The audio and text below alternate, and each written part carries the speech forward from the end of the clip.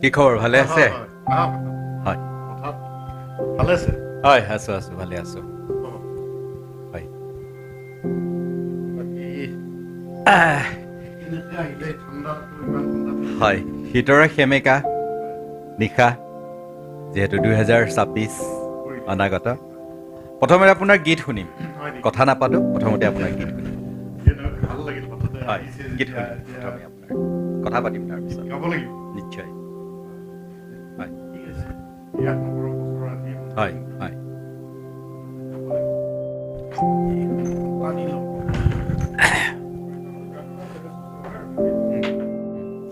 যিহেতু মোৰ অনুৰোধত তেখেতে হাৰমনিয়ামখন লৈ আহিলে এতিয়া আমি তেখেতৰ গীত শুনো আহক ঠিক আছে মই চেষ্টা কৰিম গীত যিহেতু ভাল পাওঁ কি গাব পাৰোঁ নাজানো কিন্তু মোৰ ভাল লগা গীত এতিয়াই মই গাওঁ ন নিশ্চয় নিশ্চয় হয় মোৰ ভাল লাগে এই গীতটি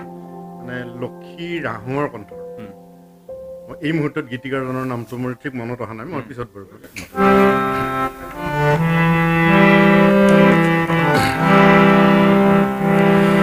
বঞ্চিত বহুজনৰ দৰে মোৰ সাধাৰণ ঘৰ বিশেষ বুকুৰ লাগি পালে ৰূপ বিশেষণ মোৰ সাধাৰণ ঘৰ বঞ্চিত বহুজনৰ দৰে মোৰ সাধাৰণ ঘৰ বিশেষ বুকুৰ লাগি পালে ৰূপ বিশেষণ মোৰ সাধাৰণ ঘৰ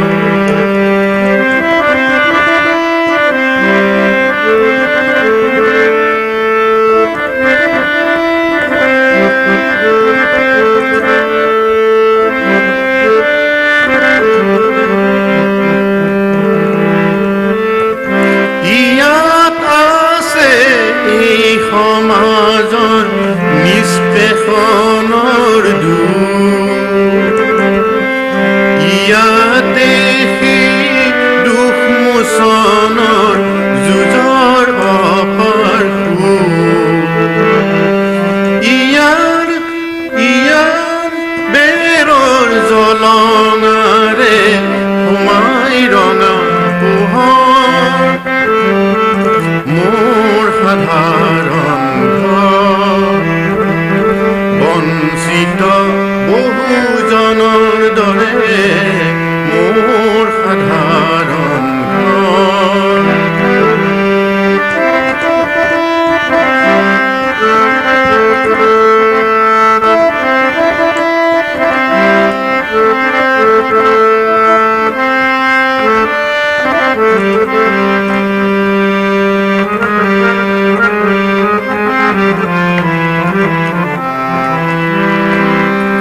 ইয়াৰ ভেটিৰ কেঁচা মাটি কাৰ চৰণৰ কথা আছিল ইয়ালে এদিন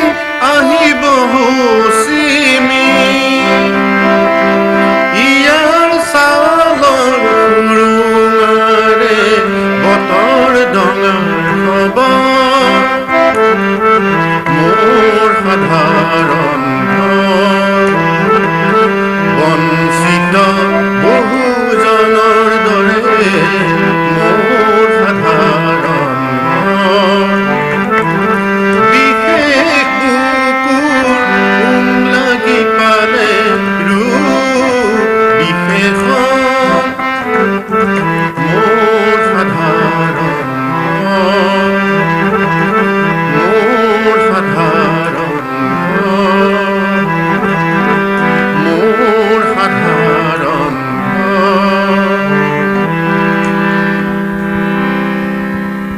সঁচাকৈয়ে খুব সুন্দৰ আপুনি 26ৰ আজি নৱবৰ্ষত শীতৰ সেমেকাত যি গীত শুনালে মানে কি ক'ম শীতৰ যেন সেমেকাই একদম তুলি দিলে মই উপস্থিত আছোঁ বৰ্তমান ইনামুল হকৰ ঘৰত আৰু তেখেত হৈছে চিপাঝাৰ চৰকাৰী উচ্চতৰ মাধ্যমিক বিদ্যালয়ৰ শিক্ষক লগতে আকাশবাণী গুৱাহাটী আৰু দূৰদৰ্শনৰ এগৰাকী শিল্পী আমি তেওঁৰ ঘৰত এতিয়া উপস্থিত আছোঁ আপোনালোকে চাই আছে ফ'কাছ ভিজন নিশ্চয় তেওঁৰ লগত বহুত কথা পাতিম ব্যক্তিগত আৰু গান শুনিম লগতে আৰু গান শুনিম তেখেতৰ লগত কথা পাতিম নৱবৰ্ষৰ প্ৰথমতে মই আপোনাক শুভেচ্ছা জনাইছোঁ ফ'কাছ ভিজনৰ পৰা ভিজনলৈও আৰু অসমৰ সমূহ দৰ্শকলৈও মোৰ ফালৰ পৰা নৱবৰ্ষৰ শুভেচ্ছা আপোনাৰ পৰিকল্পনা কি 2026 যিহেতু নৱবৰ্ষ অনাগত আপোনাৰ পৰিকল্পনা শব্দটিয়ে বৰ মানে আউল লগা মই বহুত পৰিকল্পনা আচলতে কৰা নাই এই যিখিনি আৰু কাম আছে ধৰক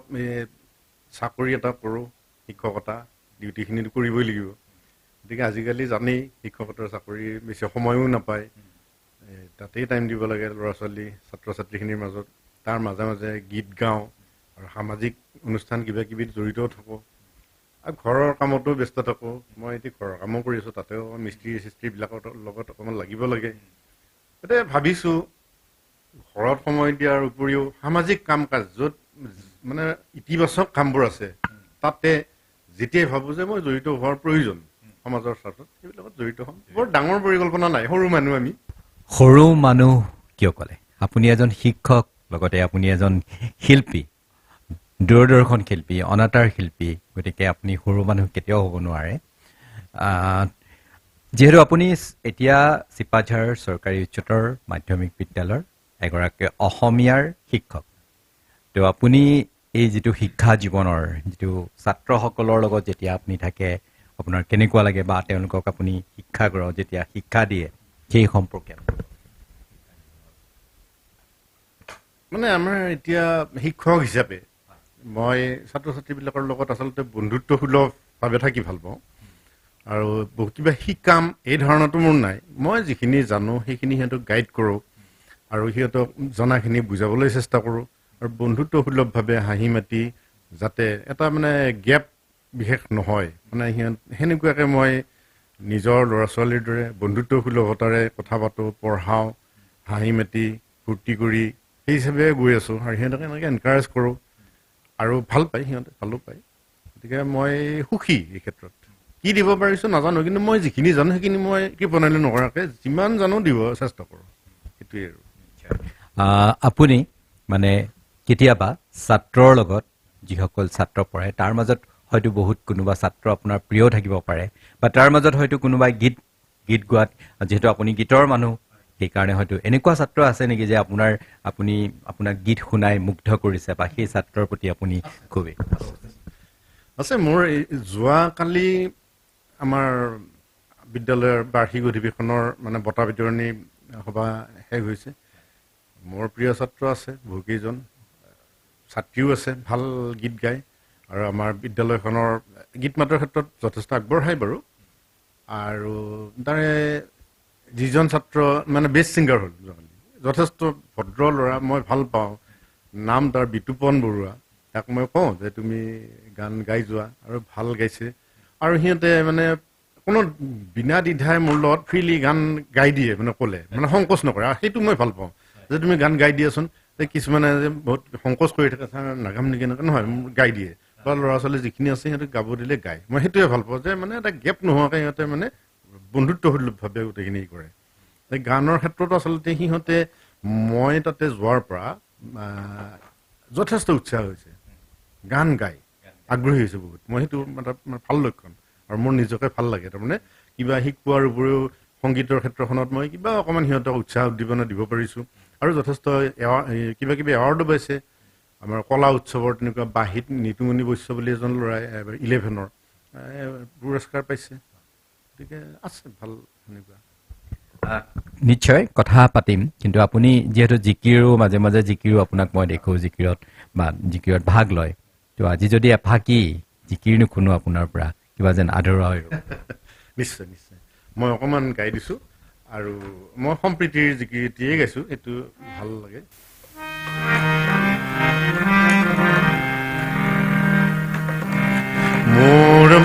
মনত ভেদ ভাৱ নাই অ আল্লাহ মোৰ মনত ভিন পৰ নাই অ আল্লাহ হিন্দু কি মুছলমান একে আল্লাহৰ ফৰমান মোৰ মনত একেটি ভাৱ হিন্দুকে জ্বলাব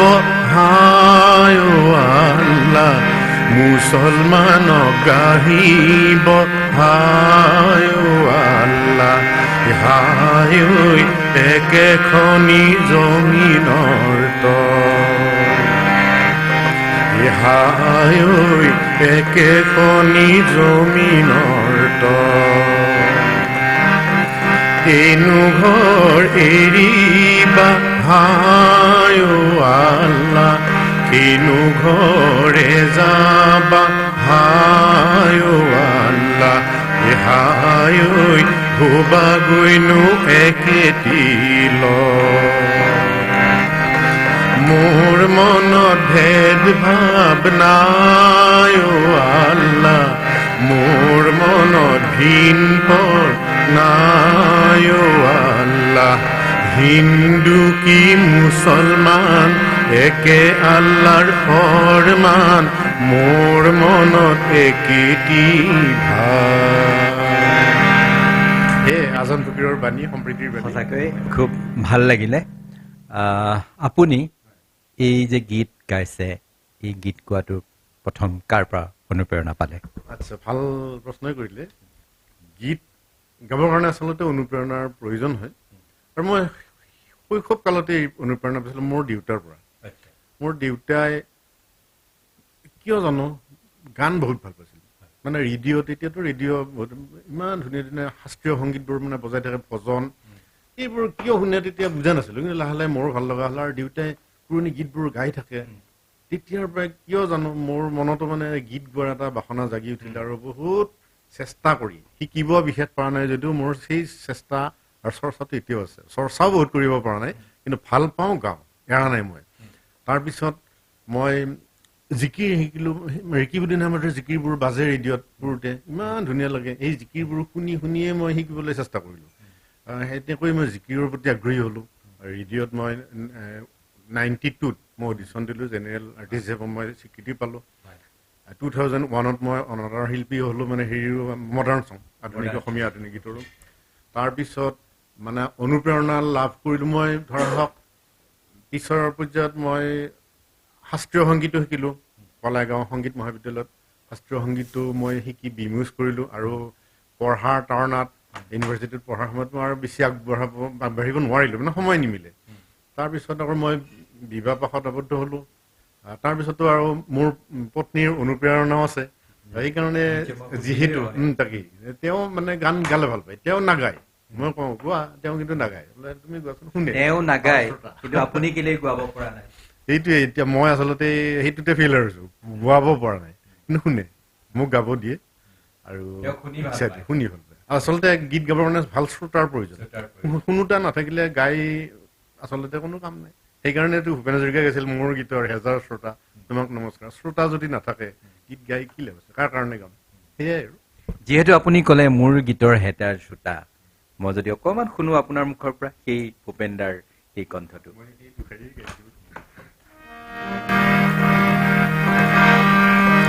মোৰ গীতৰ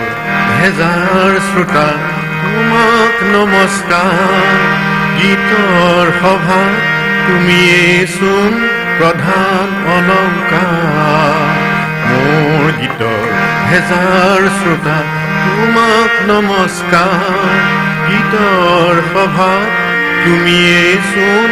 প্ৰধান অলংকাৰ সুন্দৰ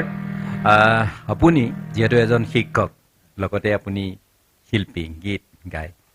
দুটাৰ লগত আপুনি কেনেকে মিলায় মানে আপুনি শিক্ষকতাও কৰে গানো গায় আপুনি যিহেতু কৈছে আপোনাৰ শ্ৰীমতী আপোনাৰ শ্ৰোতা নিশ্চয় আপুনি গান শুনাব লাগে আপুনি দুটা কেনেকে বজাই ৰাখিছে মানে মোৰ সৌভাগ্য মানে মই শিক্ষক যদিও মই অসমীয়াৰ শিক্ষক গতিকে অসমীয়া ভাষাৰ শিক্ষক মই লিটাৰেচাৰৰ শিক্ষক সাহিত্যৰ গতিকে সাহিত্যৰ ক্ষেত্ৰত অসমীয়া সংস্কৃতিৰ গোটেই কথাই পঢ়িব লাগে মই একেবাৰে আইনাম বিয়ানাম পৰ্যন্ত যিমানখিনি আমাৰ লোক সংস্কৃতিৰ বস্তু আছে মই পঢ়িব লাগে পঢ়াব লাগে গতিকে সেই ক্ষেত্ৰত মইতো গাবই বাধ্য গতিকে যেতিয়াই মই এই সংস্কৃতিৰ কথাবোৰ ছাত্ৰ ছাত্ৰীক পঢ়াব লাগে বা নাটকৰ কথা ক'ব লাগে এইবিলাকতো মই আহিবই লাগিব তেনেকৈ মই ভালেই হৈছে আচলতে পেচা আৰু নিচা মিলিলে মোৰ কিমান মিলিছে নাজানো মোৰ পেচাটো শিক্ষকতা যদি মই সংস্কৃতি বা লোক সংস্কৃতিৰ কথাই বেছিকৈ পঢ়া সাহিত্যৰ কথা পঢ়াওঁতে গীত মাত মানে এটা হেৰি আছে সংযোগ এটা আছে মই কাৰণে বৰ অসুবিধা হোৱা নাই আপুনি যিহেতু কৈছে আপুনি এটা সংস্কৃতিৰ পূজাৰী বা আপুনি অসমীয়া ভাষাৰ প্ৰতি খুব এটা যিহেতু অসমীয়া বা আপুনি সংগীতৰ এজন শিল্পী খুব কোমল তাত কোমলতা থাকে সেই কোমলতাৰ মাজত আপোনাৰ কেতিয়াবা খং উঠেনে উঠে কেতিয়া উঠে এই ধৰক কোনোবা খুব বিশ্বাসী বন্ধু বা যাক মানে বহুত আপোন বুলি ভবা হয় সেইবিলাক মানুহে কেতিয়াবা মিছা কথা ক'লে বিশ্বাসঘাতকতা কৰিলে তেতিয়াই খং উঠে এনেই মোৰ খং নুঠে গতিকে বিশ্বাসঘাতকতা কৰিলে মোৰ বহুত খং উঠে আৰু খং উঠিলে মই নীৰৱে থাকোঁ নিশ্চয় আমি গান আকৌ শুনিম যিহেতু আপুনি খগেন মহন্তৰ গানো গায় মই খগেন মহন্তৰ এটা গান শুনিব বিচাৰিছোঁ ঠিক আছে মই অকণমান বাৰু গাই দিম এতিয়া যিহেতু তবলা চবলা থাকিলে ভাল লাগে তথাপি মই বাৰু আপোনাৰ অনুৰোধটো হেৰি নকৰোঁ গাই দিম বাৰু মই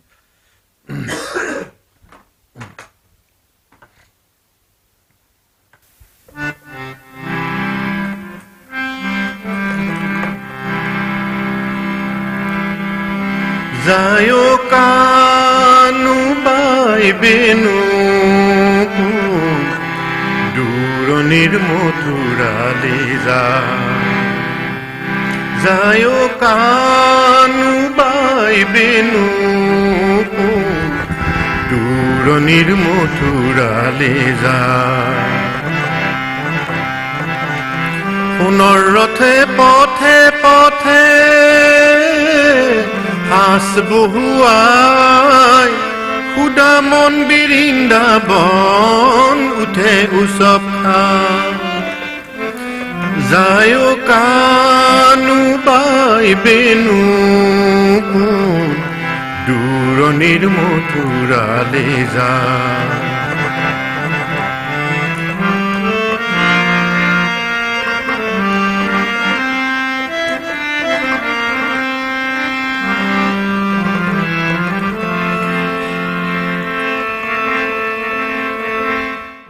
উমি উমি জ্বলে হেঁপাহ জুমি জুমি চাওঁ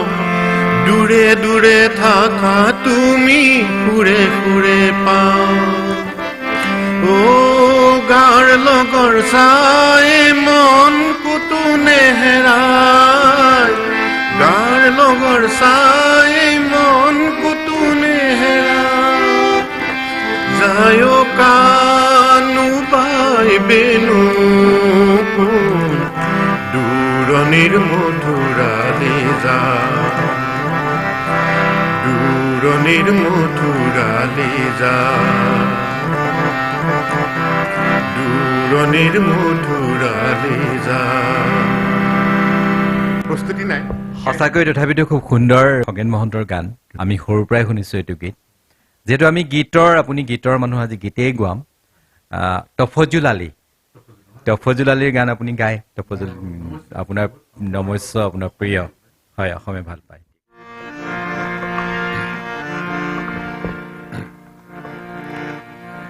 তফজুল আলীদেৱৰ গীতটি মই গাবলৈ চেষ্টা কৰিছোঁ গীতটি আচলতে প্ৰতিটো ভাষা শিল্পী জ্যোতিৰ্ময় কাকতিদেৱে গাইছিলে বহুত ভাল পাওঁ গীতটো মই প্ৰায় গাওঁ এই গীতটো মন্দাক্ৰান্ত মোৰ কবিতা কোন তুমি মধুচন্দা মন্দাক্ৰান্ত মোৰ কবিতা কোন তুমি মধুচন্দা ধনু তুলিবা মন্থৰা জীৱন অলকানন্দা মন্দা ক্ৰান্তা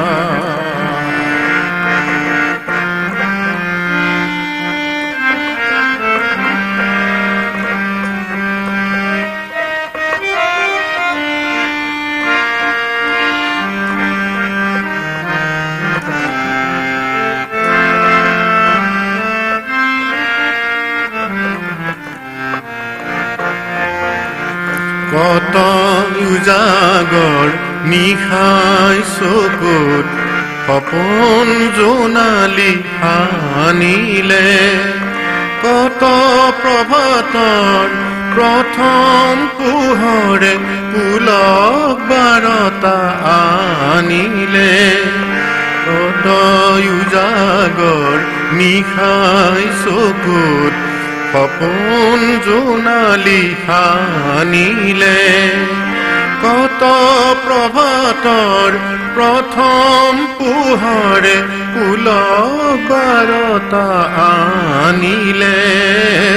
তথাপি মৰহে নিশাৰ নগৰী মৰমী ৰজনী গন্ধা তথাপি মৰহে নিশাৰ নগৰী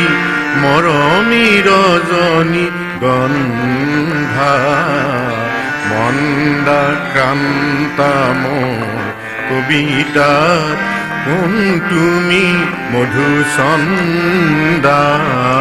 মন্দা ক্ৰান্তা মোৰ কবিতাত কোন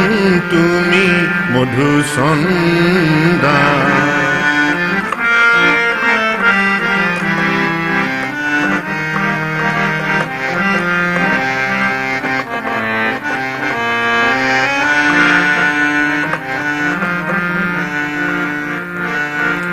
মন দিগন্ত আৱৰি নামিছে ধূসৰ উদাসী সন্ধ্যা সবাক দিনৰ শেষ মুখৰতা কল্পনা মোৰ বন্ধা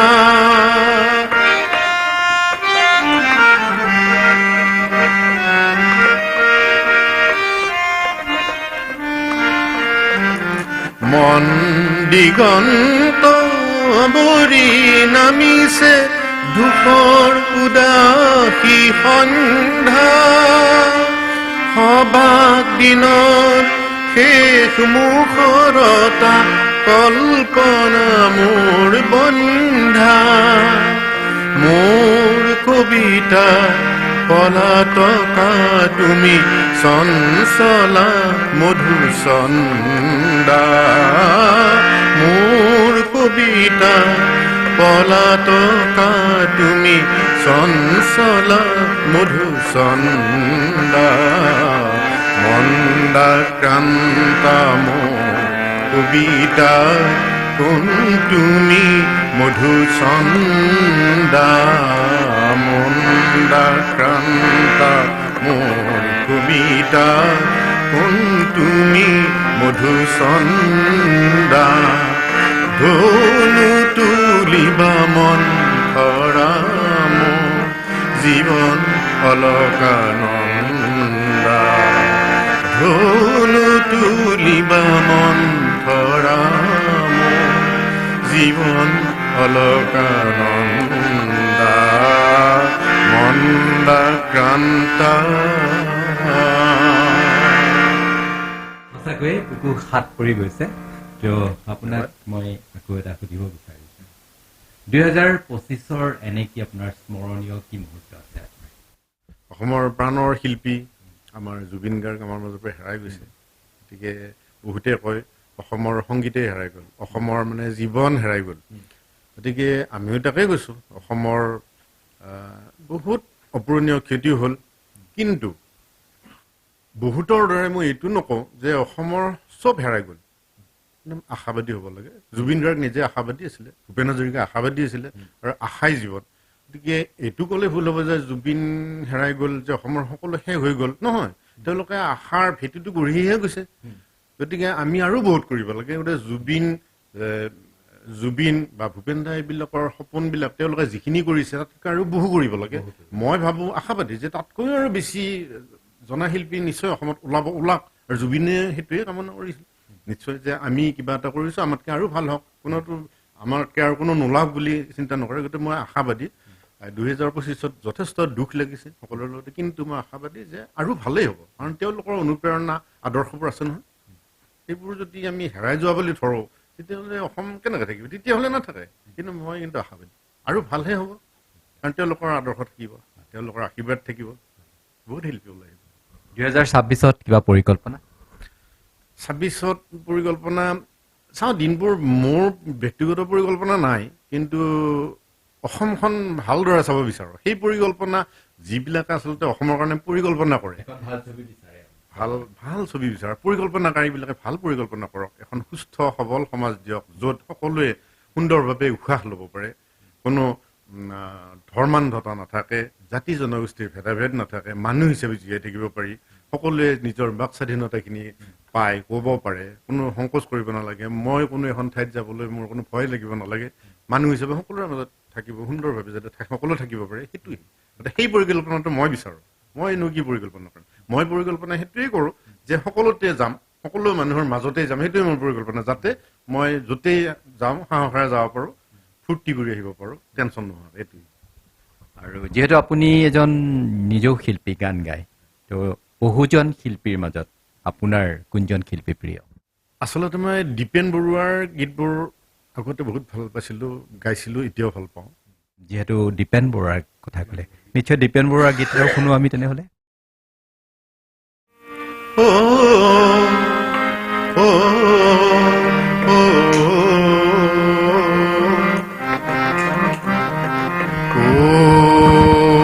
হালে জালেও লাহি বিৰিনা উৰণীয়া কৰেগা হালে জালেও লাহি বিৰিনা উৰণীয়া কৰেগা জিৰাই ওটাতে জিৰাই ওগাতে লগাই কৰে বা ও হালে জালেও লাহি বিৰিনা উৰণীয়া কৰেগা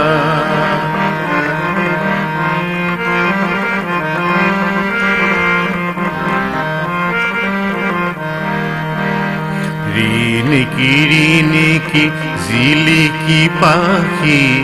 দেখা দিনে দেখা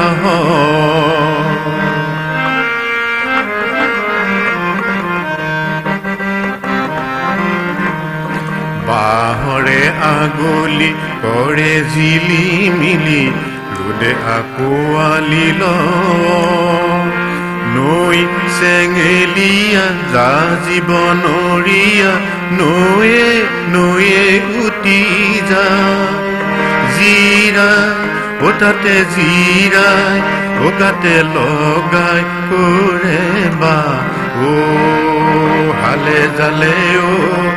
লাহি বিৰিনা উৰণীয়া কৰেগা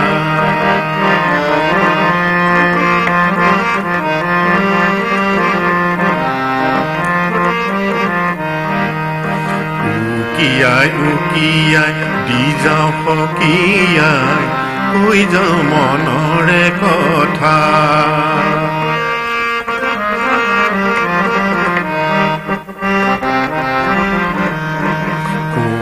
কিনো শুন বুকুৰে ৰিঙি মোৰ শুন কিনো শুন বেথা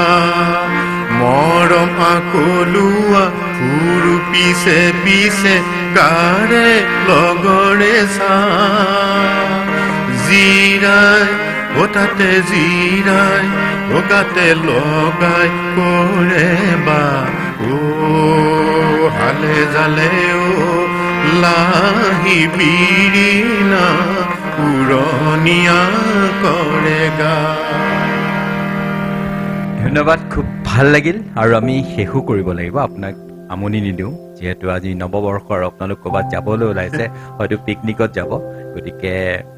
বিদায় লৈছোঁ পুনৰ আপোনাক মই ফ'কাছ ডিশ্যনৰ পৰা নৱবৰ্ষৰ বহুত শুভকামনা জনালোঁ। আপোনালৈ থাকিল বহুত বহুত শুভেচ্ছা থাকিল ফ'কাছ ভিজন চেনেললৈ, মোৰ আৰু সমগ্ৰ অসমৰ দৰ্শক শ্ৰোতালৈ, ৰাইজলৈ আগন্তুক নৱবৰ্ষৰ হিয়া ভৰা শুভেচ্ছা জনালোঁ। আগন্তুক দিনবোৰ সকলোৰে ভালে কুশলে যাওক, শান্তিময় অসম এখন আমি যাতে পাওঁ তাকে কামনা কৰিলোঁ। আৰু আপোনালোকে ইমান কষ্ট কৰি হঠাৎ মোৰ ঘৰ ওলালে, মই ভবাই নাছিলোঁ। তাৰ কাৰণে মই কি বুলি ধন্যবাদ দিম। ভাল লাগিল যে এনেকুৱা ক্ষণত আপোনালোকক পালোঁ, মই ভবাই নাছিলোঁ। গতিকে আজি এটলিষ্ট আপুনি অহাৰ কাৰণে গীত দুটা গালোঁ, গতিকে ভাল লাগিল, মোৰো ভাল লাগিল। নিশ্চয় চাই থাকিব ফ'কাছ ভিজন। আৰু আজি বিদায় লৈছোঁ। ইয়াৰ পৰাই মই সকলোকে অসমবাসীৰ সকলোকে নৱবৰ্ষৰ শুভেচ্ছা জনাইছোঁ। ধন্যবাদ।